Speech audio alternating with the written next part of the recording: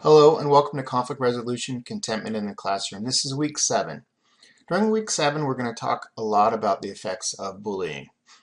Let's kind of go through. We're going to first try to define bullying behavior, facts on bullying, the effects of bullying, why do students not want to help, warning signs of bullying, types of bullying, and then also start to empower parents, students, teachers on bullying.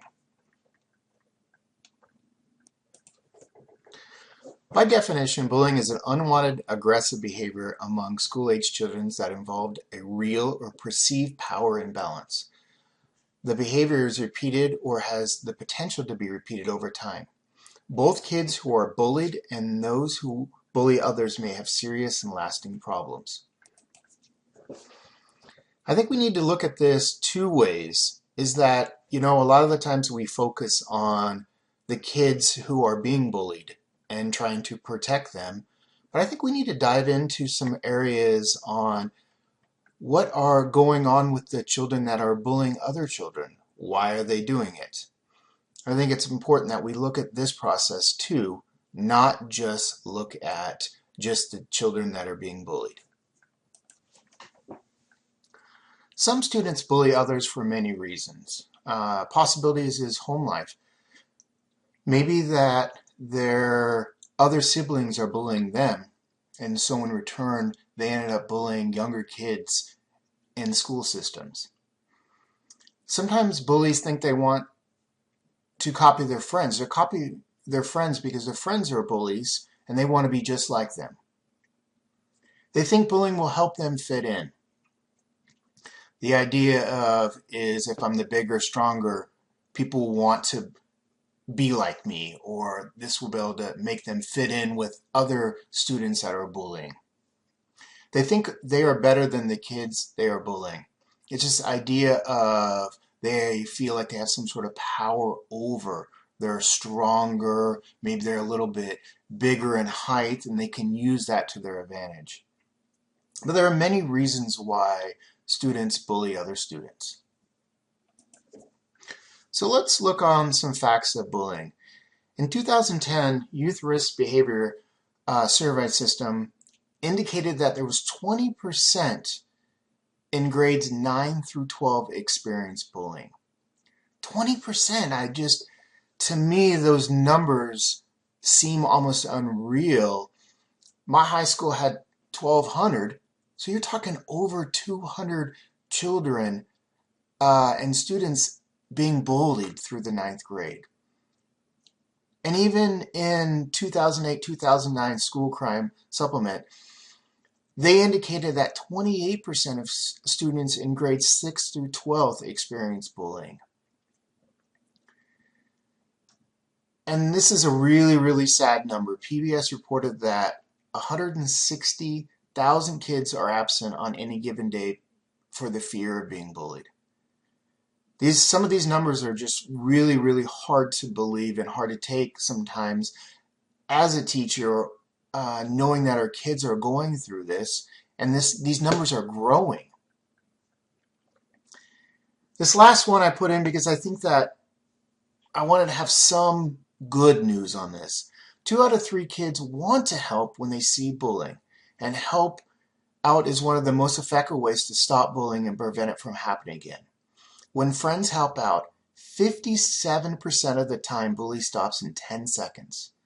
So if we can get children in situations where they stand up for people that are being bullied, it can stop very, very quickly. So let's talk about some of the effects of bullying. There are many effects of bullying. Difficulty forming relations, attempting and completing suicide. This is something that we see on an ongoing basis in the United States. And not just in the United States. The one thing that I realize with a lot of my travels is that the number one thing when I talk to students, I ask them about what are some of their fears or what are some of the things that are going on in their school systems that have hurt them. And when I was in Bolivia, when I was in Africa, of all the things I talked about, this idea of students bullying other students. It's a universal thing that's going on. The teasing, the name calling, the rumors, all of these things I saw in South America. I saw it with children in Africa when I traveled talking to kids around the United States about it. This is something that's a national and international problem that we're having. Also, this feeling of isolation, depression, fear and anxiety, stress-related illness, difficulty concentrating on schoolwork, physical injuries. So if you talk about all the things that our students are going through already with the challenges of puberty, the challenges of trying to get through their schoolwork, the challenges of just trying to be educated in a public or a private school, then we add on these effects of bullying. These are going to have lasting effects throughout their lives.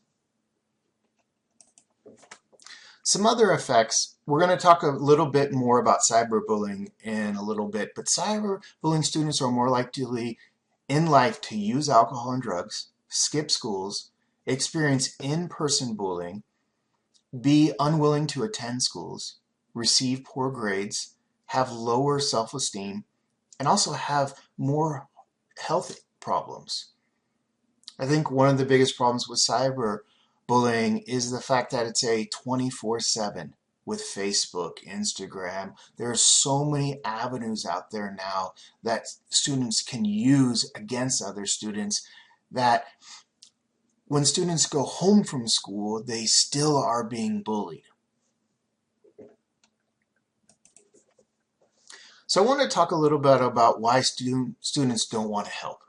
We talked about earlier that one of the facts is if a student stands up for another student, 57% of the time, which is such a high number, these students will stop the bullying in a matter of seconds. But our questions are, why don't they help? Why aren't our students getting involved? And some of the things are they think it's none of my business. You know, this is the same common occurrence that we have sometimes when we see two people arguing or two people in an emergency. As adults, we have this same thing as it's none of my business. I don't want to get involved. Also, they feel getting hurt or becoming another victim. So in other words, they don't want to step involved because they will, in the same time that they're trying to help out, they may get bullied themselves. They also feel powerless to stop bullying. They don't like the victim or believe the victim deserves it. So in effect is maybe this person that's being bullied is not part of their group. And so they actually enjoy the fact that this person deserves this punishment. They don't want to draw attention to themselves. I think this is almost a natural human brain reactions towards a lot of things. Being put in a dangerous situation, we don't want to have us too much involved because then everybody starts to look at us or all the attention may be drawn to us. They have fear of retribution. Even though our students are wanting to help out, they have this fear that if they go talk to an adult about this or they go talk to other students about this, that in a roundabout way, those bullies will come back to help them. They think that telling adults won't help or it may make things worse.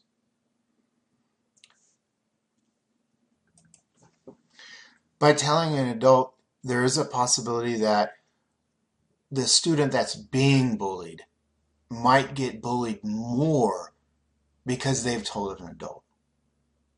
And the last one is they don't know what to do. And so I think it's our job as educators is to help these students know what to do or how to react in situations. So I think it's helpful to know some of the signs of a child being bullied. These are for parents and also for teachers to look for these signs. Children come home hungry because someone's taken their lunch. They wake up all of a sudden, they love school and everything's going great, and now they don't want to go to school. There's some sort of fear there. This is a big one, fear of using the school's bathroom.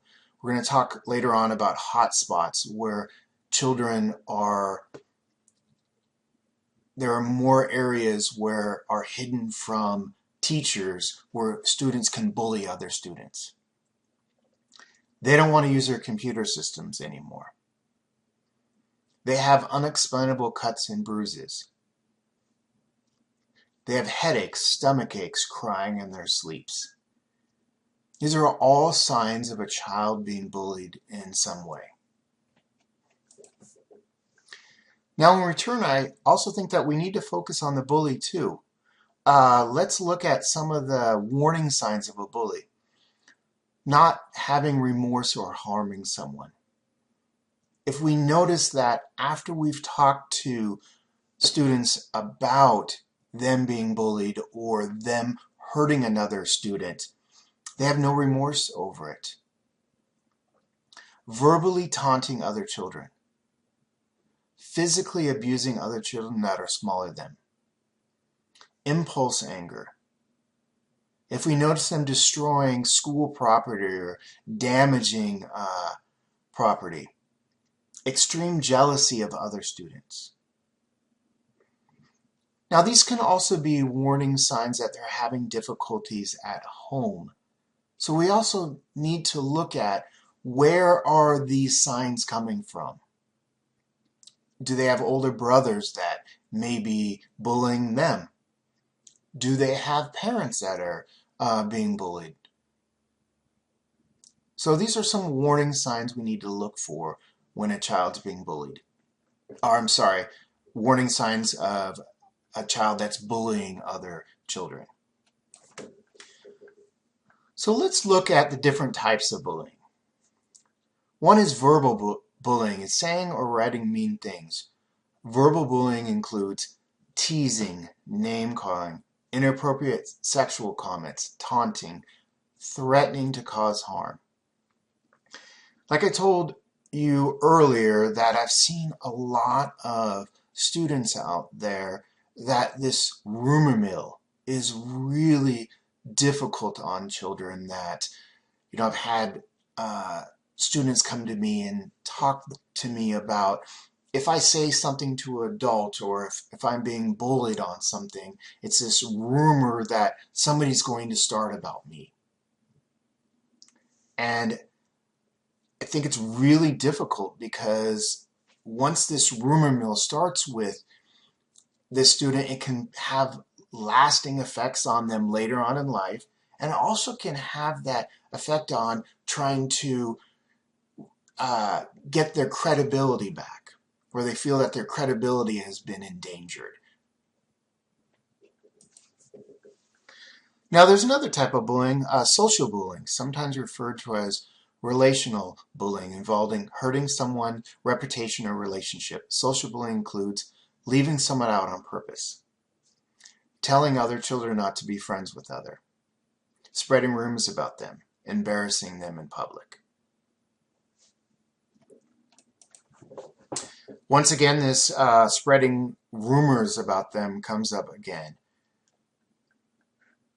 So I just think it's important to look at that sometimes when somebody is doing social bullying and it's that verbal action, that they may talk about it right then and there, but then it gets continuously cycled and recycled between other people, because once they hear that rumor mill, friends hear it, and then it's talked a little bit more, and then other friends hear it. And it's this cycle of abuse that's going on with this student, that it's almost never ending.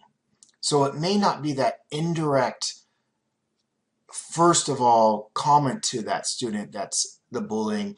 It's that rumors outside, so it finally gets back to that student that can hurt them.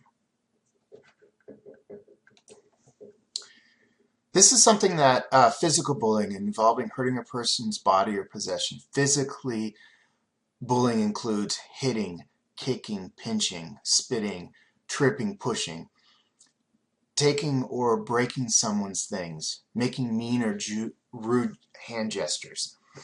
I think that this is something that when we first talk about bullying, it catches our eye because of the fact that it's a physical hit, or it's spitting, or it's breaking someone's property.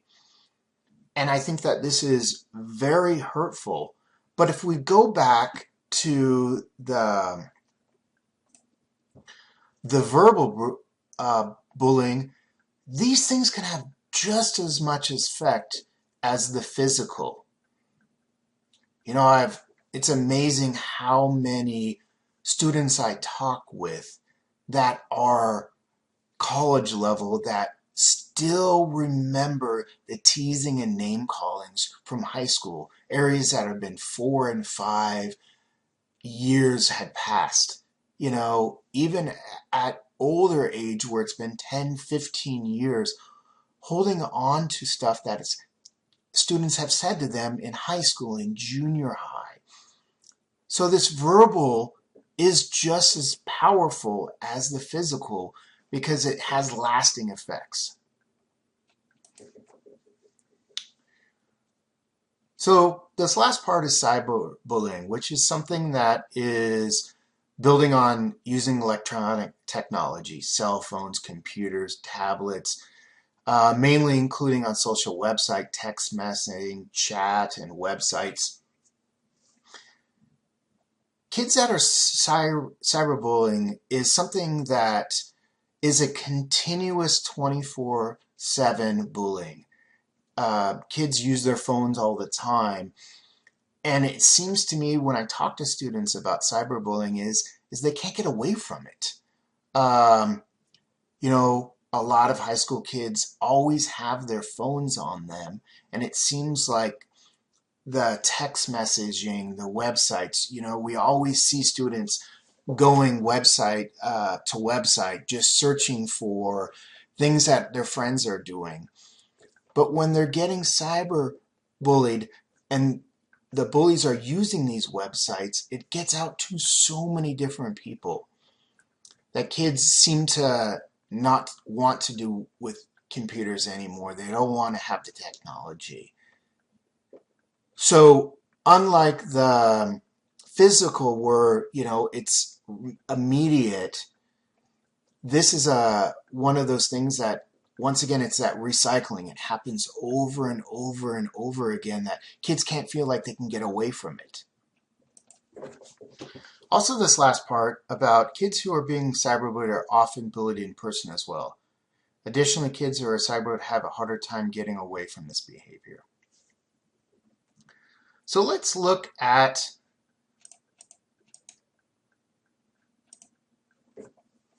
how to empower parents, students, teachers.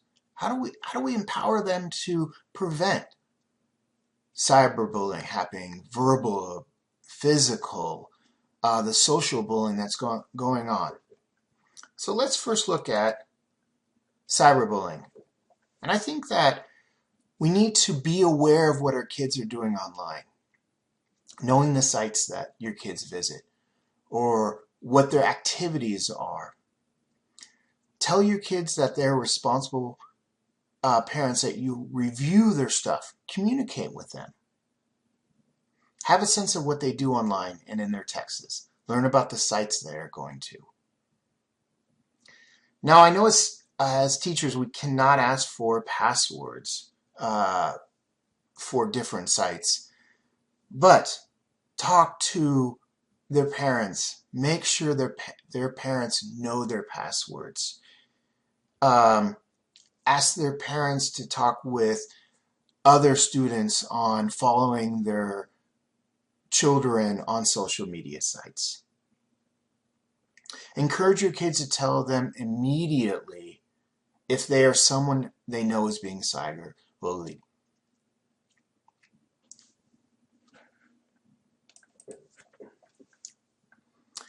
As a teacher, we need to start to establish rules about technology use.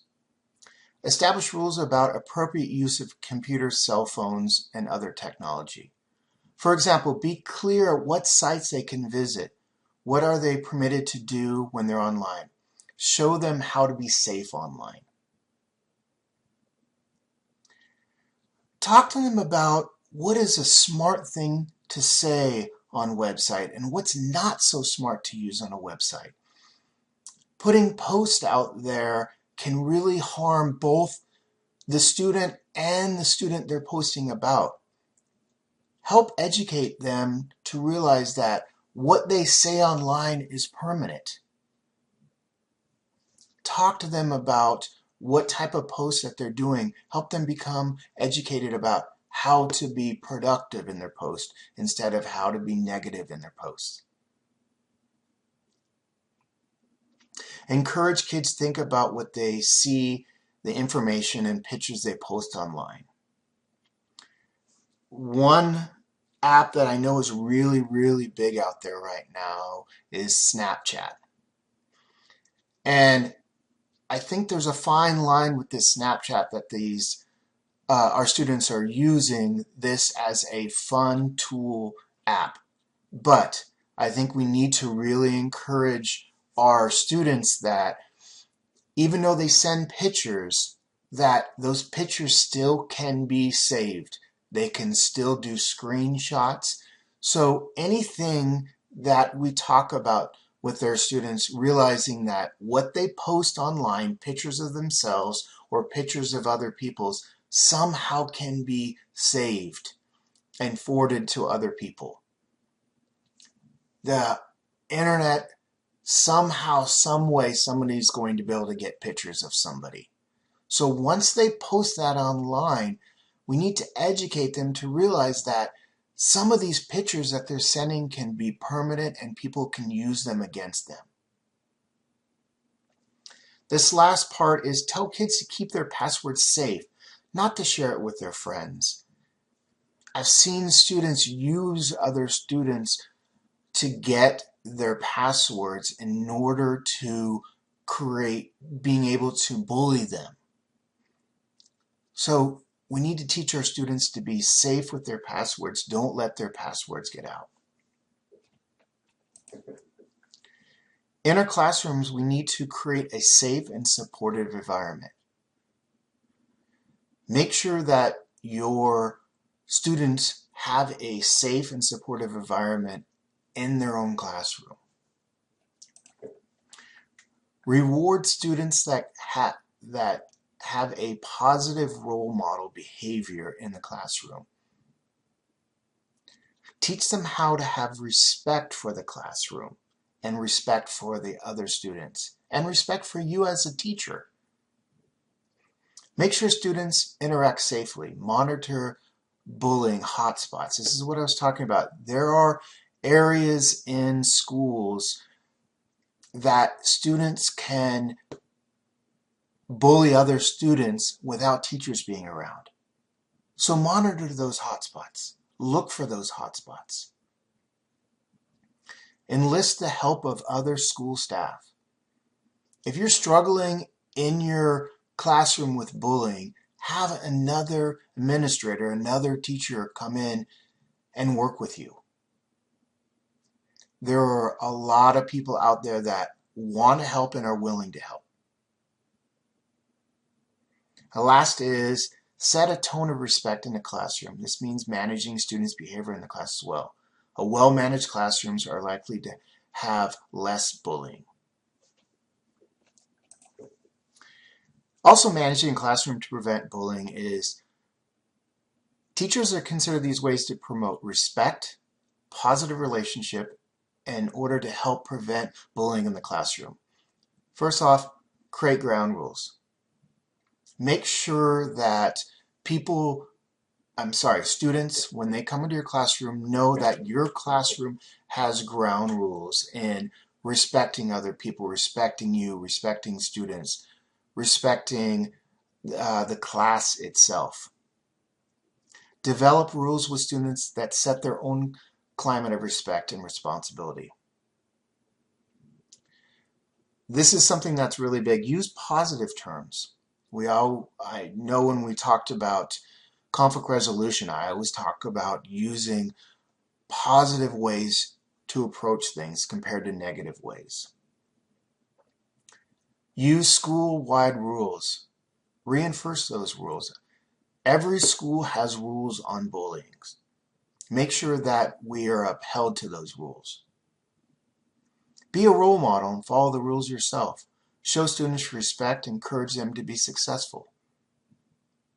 This is something that I think is really big. Make expectations clear. Keep your requests simple, direct, and specific. Reward good behavior. Use one-on-one feedback. Help students correct their behavior.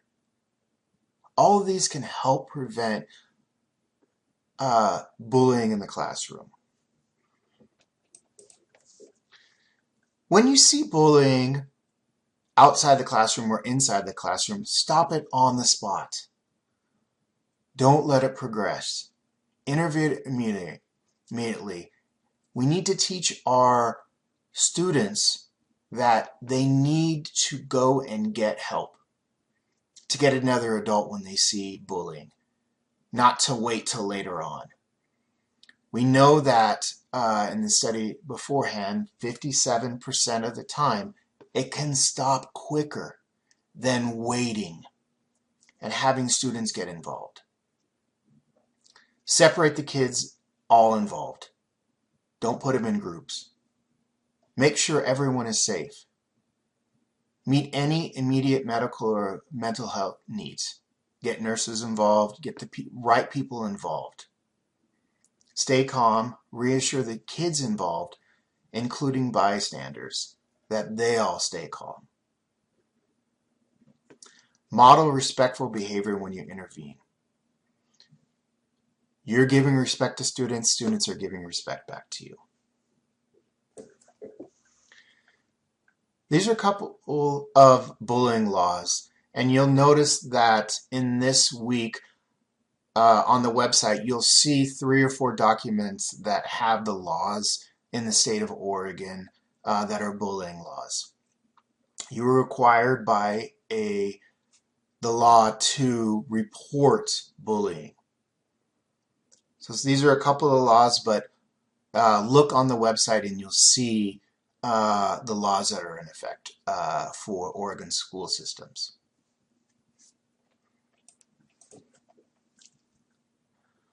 Bullying has become a really big issue. I know it's been an issue for quite some time, but it just seems like it's getting bigger and bigger. And I don't know if we're doing the right things about it, but I think the more and more we get involved in it, we get involved with our students, the more and more I'm hoping that this problem will lessen. Because right now it seems to me that we're not teaching the skills to our children and our students in order to help in this epidemic, I think it is, because there is a lot of students out there that are really hurting. And I think that if we can kind of work with these students, the bullies and the ones being bullied, maybe we can start preventing some. I mean, I read so many times on students committing suicide because of being bullied, and it just breaks my heart. And I know as a teacher, you probably feel the same way, that you're wanting to get involved. So hopefully these are some helpful hints. The reading this week is a great read. It gives some really good ideas on how to help students when they're being bullied, how to help the students that are the bullies. The last thing is I want to look at a journal entry. And I want you to watch the bystander effect. It's a video that's on YouTube, and it gives kind of the idea of what happens with the bystander effect. I'd like you to watch that video, and what are your thoughts on the bystander effect with adults? Also, do you think that the bystander effect has an effect on watching bullying? Do students out there, do they have this bystander effect? And if they do, why do you think that is?